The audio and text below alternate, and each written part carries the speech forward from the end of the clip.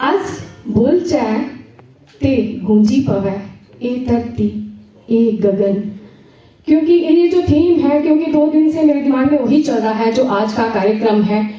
एक तो अंतर्राष्ट्रीय महिला दिवस के ऊपर आधारित है और बहुभाषीय महिला कवि गोष्ठी जो है इसके ऊपर ही ये आधारित दिमाग में विचार आया, उसको लिख लिया रात को ही मैंने।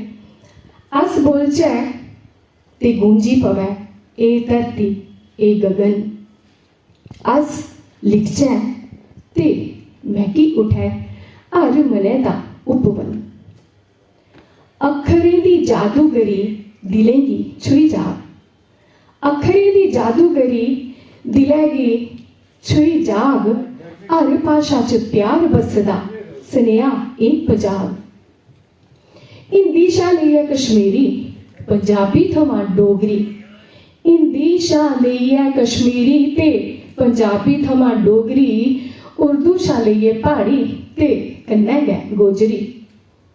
हर भाशा समृद्ध है जेदी अपनी गै हरियाली। हर भाशा समृद्ध है जेदी अपनी गै हरियाली। इक इक भाशा बखानक अज नारी दी खुशहाली। स्वर जदू गूंजग ते चुप्पी त्रुटग। स्वर जदू गूंजग ते चुप्पी त्रुटग। नव युग दी ए लो हर दिल च पुजग।